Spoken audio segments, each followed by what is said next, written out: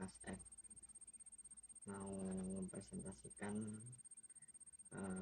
tentang makalah yang saya buat kemarin, yaitu tentang termasuk kategori kelompok perlawanan gerakan anarkisme.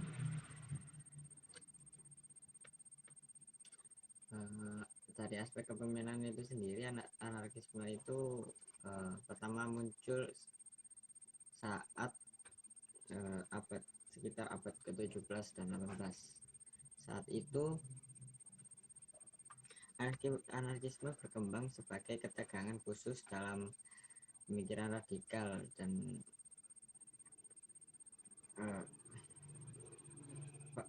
Proudhon adalah tokoh pertama yang secara terbuka mengaku sendiri seorang anarkis. Di karya besarnya seperti What is Property, Economic Contradiction, and the Political Capacity of the Working Class, pada dengan gagasan mengenai mutualisme di federalisme yang kelak berdampak besar bagi pertumbuhan anarkisme sebagai gerakan massa. Ia juga berusaha mengubah kondisi negatif penuh kekerasan yang kerap didekatkan pada anarkisme, sebab menurutnya anarkisme adalah cara paling rasional dan adil untuk menciptakan keterlibatan masyarakat. Di mana mula serikat pekerja, Proudhonlah aktor intelektual penggagas hal tersebut. Baginya adalah krusial bagi para pekerja untuk mengendalikan alat produksi sebagai sesuatu yang koheren dengan nilai kebebasan. Bersama rekan-rekannya pada tahun 1864 konteks sosial dan politik kemunculannya. Anarkisme berkembang sebagai ketegangan khusus dan pemikiran radikal dan revolusi di pertengahan abad ke-19. Teori politik yang dikaitkan dengan Pierre Joseph Proudhon, Michael dan Peter serta Max Streamer muncul bersamaan dengan sebuah gerakan internasional di seluruh dunia yang membentuk praktik anarkis yang mengungkapkan kritik terhadap eksploitasi kapitalis tirani negara dan gagasan tentang pemberontakan yang telah berpengaruh dalam ranah sosial, politik, ekonomi, dan budaya. Keterlibatan Max Weber pada anarkisme telah memberikan hal lain dalam sejarah akhir abad ke-19, awal abad ke-21. Karl Marx mengembangkan pendekatan sosiologi yang bersosial dengan kedua transisi. Kemudian gerakan tersebut pertama muncul saat peristiwa Prancis dahulu. Kemudian timbullah para filsuf dengan gagasan pemikiran anarkis.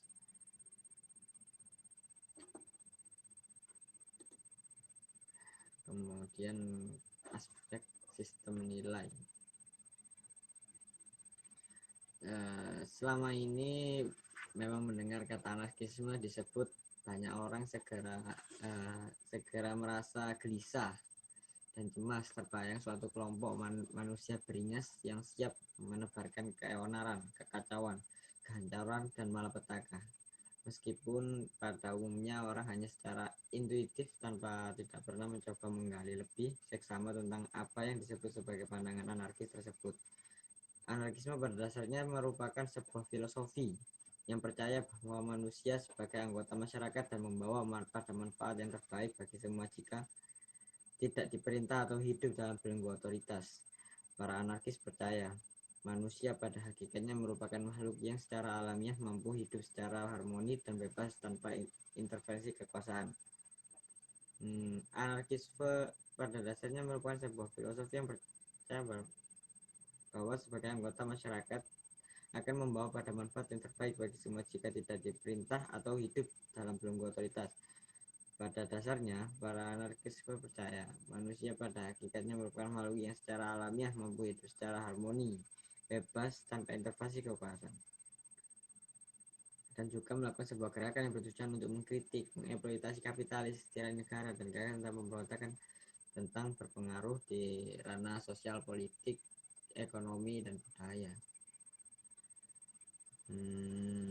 Dan memang dari sudut pandang masyarakat awam, anarkisme adalah anarki adalah sebuah gerakan pembuat onar tetapi beda di pandangan orang yang paham tahu akan ilmu sejarahnya. Meskipun pada umumnya orang hanya secara intuitif tanpa tidak pernah mencoba menggali lebih seksama tentang apa yang disebut sebagai pandangan anarkis tersebut.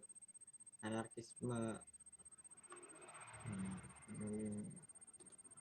kemudian dilanjut dengan aspek kegiatan rutin.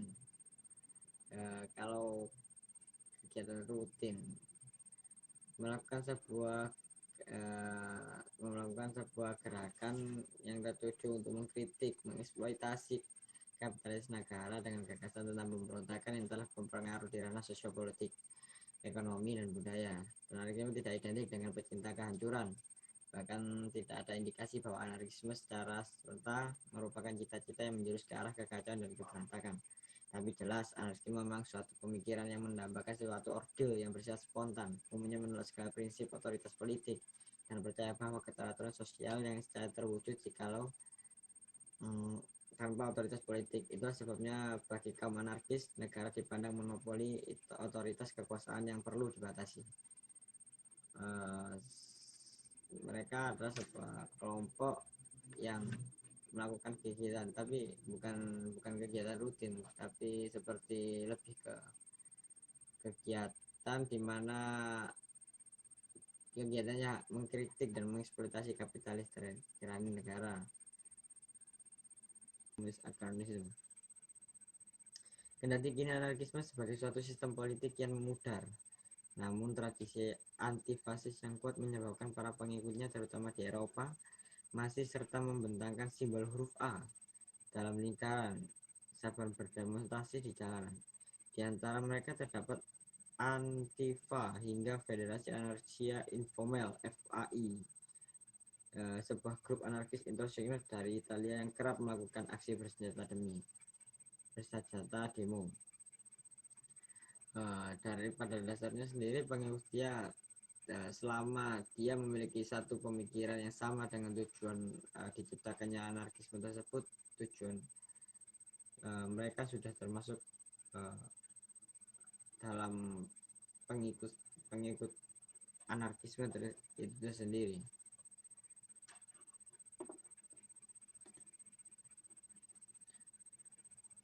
Kemudian aspek icon atau logo.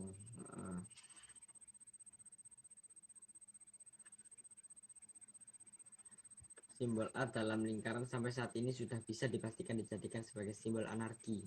Ini adalah sebuah monogram yang terdiri dari huruf kapital A yang dikelilingi oleh huruf kapital O. Huruf A diambil dari huruf awal dari anarki atau anarkisme. Dalam banyak bahasa Indonesia, bahasa Eropa, demikian juga kesamaan tulisan balik Latin maupun silik. Huruf O